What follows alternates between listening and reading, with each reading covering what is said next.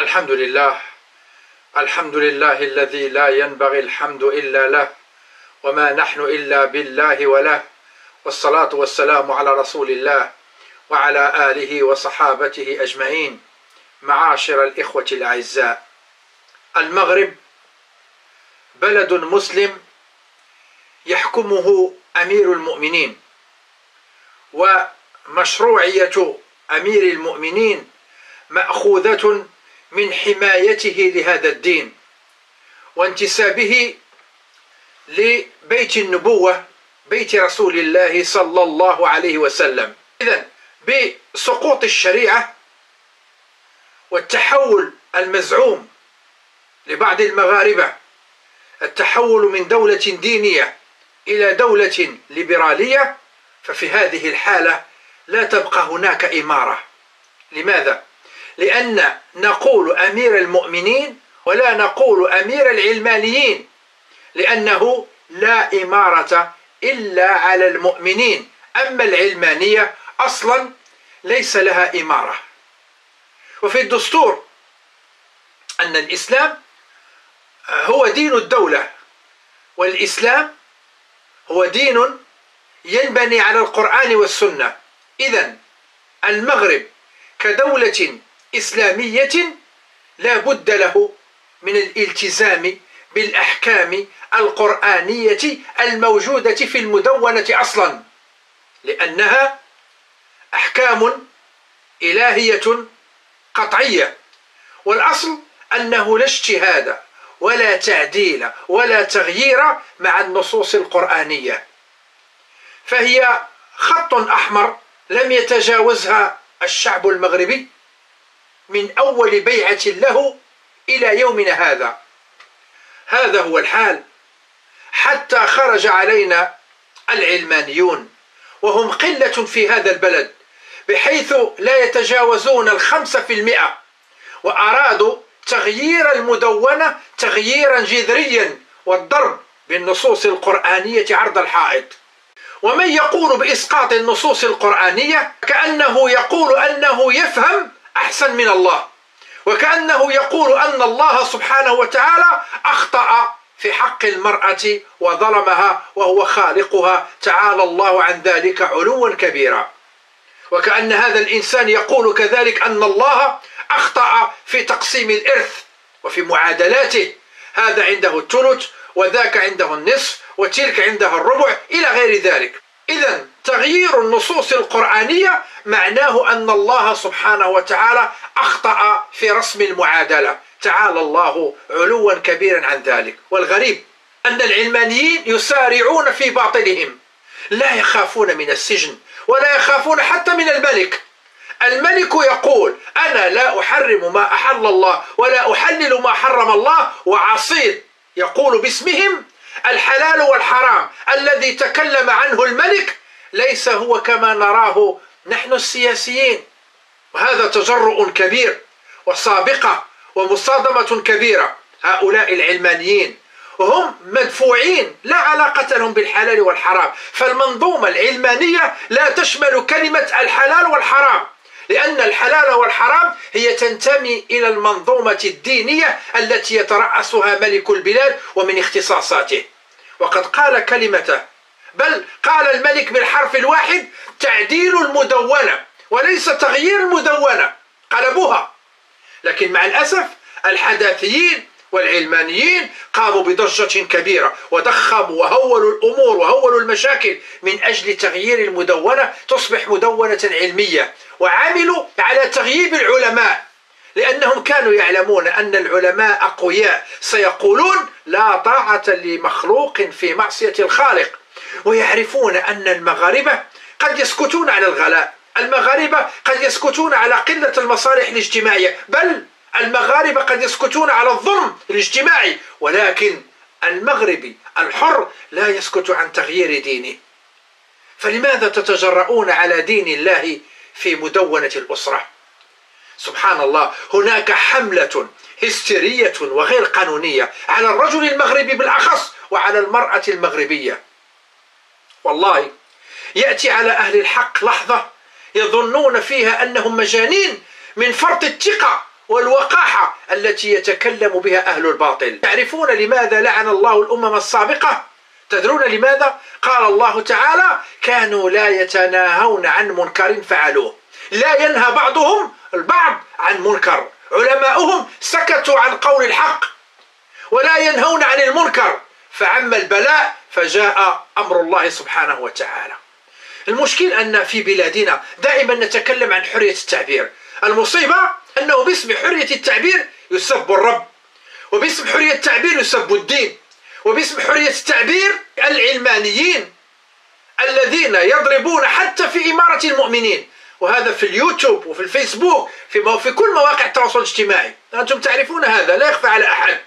تجد في كل مكان يضربون ثوابت الأمة، يشككون الناس في الدين، يدعون إلى الفاحشة باسم العلاقات الرضائية، ولا أحد يتابعهم. المشكل أن هناك قوانين في المغرب جنائية ضدهم، ولا أحد يفعل هذه القوانين. ولكن أنت لما تقول قال الله وقال رسوله في بلاد دستورها الإسلام يحاسبونك، قد يطاردونك، يضيقون عليك. فالآن ما يقع لكل الدعاة هذا بسبب سكوت العلماء، عدم توحدهم في بلاد المغرب. سبحان الله، في المغرب عندنا وداديات، نقابات للمغنيين، نقابات للشيخات، نقابات للراقصات، لكن ليس هناك ولو نقابة واحدة للدعاة والعلماء. كل واحد وحده، ولا يأكل الذئب إلا الشاة القاسية كما قال النبي صلى الله عليه وسلم. كانت هناك مبادرة واحدة يتيمة جمع الشمل بالنسبة للأئمة وإنشاء نقابة للدعاة والفقهاء، لكن باءت بالفشل بعد أن طرد صاحب الفكرة من عمله في وزارة الأوقاف ولم يكمل المشوار. مع العلم أن في بعض البلدان كمصر هناك نقابة للمقرئين الذين يقرؤون القرآن الكريم، نقابة تدافع عنهم في المحافل وفي المحاكم كذلك. إذن كلمتي موجهة للعلماء: يا علماء المغرب، أجمعوا الهمم وتوحدوا تحت ظل نقابة تضمن حقوقكم، فلا وقت للخلافات الفقهية البسيطة، لا وقت للفرقة، واجتمعوا على أمر الدين الذي سيضيع منكم، الذي هو مستهدف الآن في بلادكم، فكونوا بصيرين بواقعكم. ديننا، وحدتنا، استقرارنا، نظامنا، ملكنا، بلادنا كلهم مستهدفين.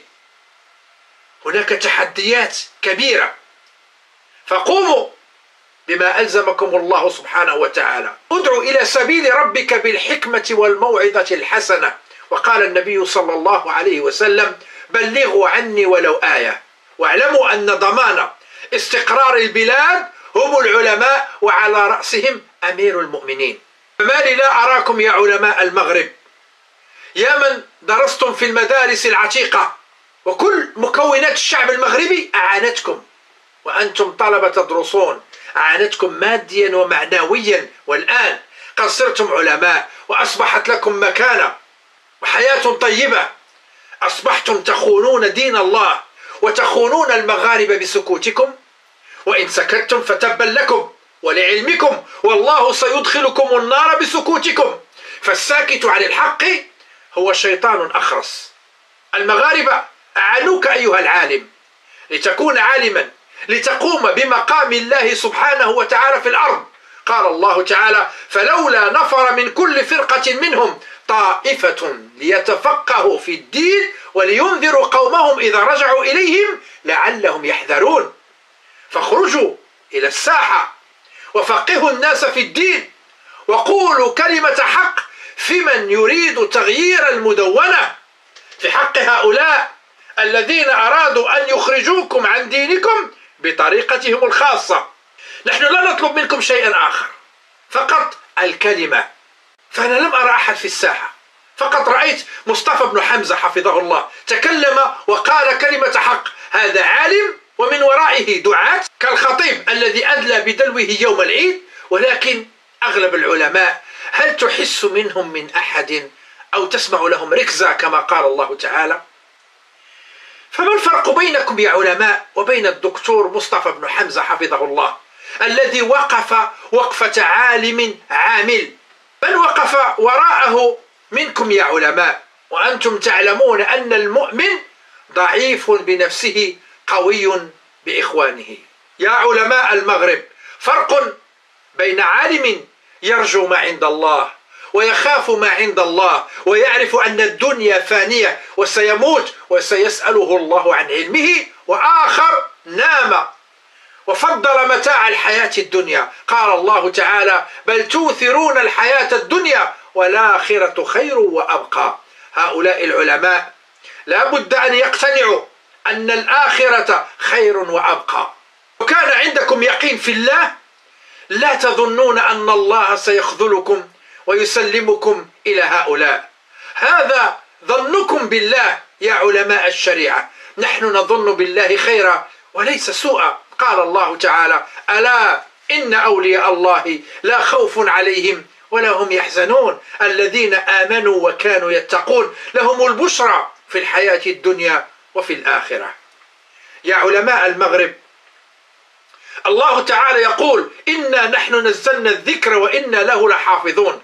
الله حافظ بكم الشريعة، قد وصلتم القرآن والدين إلى الناس، ولكن ليس هذا دوركم فقط، لا، دوركم كذلك هو الدفاع عن دين الله. فأنتم حماة هذا الدين، أنتم حماة المدونة. لا تتركوا الجهال يلعبون لكم بدينكم ويضلون الشباب بأسئلتهم المسمومة، بشكوكهم، بكلماتهم الفارغة. هؤلاء الشباب الذين ينتظرون منكم الخروج والتكلم والتفسير وقول العلم وقول الحق، وقولوا أنكم على هدى مبين من الله سبحانه وتعالى ولستم على ضلال مبين. لا تتركون الشباب حائر والشعب ضائع، وإذا ضيعتم الدين ضيعكم الله سبحانه وتعالى في الدنيا والآخرة. ونعلم أن الشعب المغربي ثقته في ملكه كبيرة، ضمانته في سيرورة أحكام الله في المدونة هو أمير المؤمنين. مرجعية المدونة هي مرجعية إسلامية للحفاظ على الهوية المغربية. لكن إذا تزعزعت هذه المرجعية فإنها ستسبب في الفتن، وبالتالي في مجتمع غير مستقر. هذا يعني القضاء على مؤسسة الزواج وفتح إباحية الزنا والفساد والظلم في الميراث. شعارنا الآن لا لعلمنة المدونة، فنحن لا نريد مجتمعا منحلا على مصراعيه، فسوف نكون أخبث وأقبح من أهل الجاهلية الذين كانوا قبل الإسلام. فامرأة في الجاهلية قالت: الحرة تجوع ولا تأكل بثدييها. ونحن أرادوا منا ألا نجوع لكن أن نأكل بفروجنا وثديينا. نسأل الله العفو والعافية في الدنيا والآخرة. هذا ما يريدون. وإذا خرجت المدونة وحرفت أو خرج منها شرع الله ستبقى حبرا على ورق. سوف يقاطعون المدونة لأنها تخالف أصلهم، تخالف دينهم، تخالف شرائعهم، ولن يوافقوا على ما يضر المسلمين في هذه البلاد في أعراضهم وأنسابهم. سوف تقضون على الأجيال القادمة بما يخالف شرع الله سبحانه وتعالى. رسالتي للعلمانيين: اعلموا يا علمانيين أنه لا قدر الله ونجحتم في مدونتكم العلمانية فسوف يكون كارثة على الشعب المغربي المسلم. سيكثر الفساد، تكثر الخيانة، يكثر اللقطاء، وبالتالي يحل علينا غضب الله وعقاب الله سبحانه وتعالى. واعلموا يا علمانيين أن في شرع الله كل الحلول التي يطالب بها المجتمع المغربي، فاسألوا أهل الذكر إن كنتم لا تعلمون، ولكم في مصطفى بن حمزة أسوة حسنة. وأخيرا يا علمانيين، نحن شعب مسلم ونعلم أنه من ابتغى العزة في غير دين الله أذله الله في الدنيا والآخرة. أذله الله في الدنيا وأذله الله يوم القيامة أمام العباد. تعقلوا واسمعوا كلام أمير المؤمنين، واسمعوا كلام علمائنا العاملين، واسمعوا كلام الشعب المغربي. نسأل الله عز وجل ألا يضرنا في ديننا ولا في أهلنا ولا في أحوالنا ولا في بلادنا ولا في مليكنا. وبالله التوفيق، وصلى الله على سيدنا محمد وعلى آله وصحابته أجمعين، وآخر دعوانا أن الحمد لله رب العالمين. هذه رسالتي، والسلام عليكم ورحمة الله وبركاته.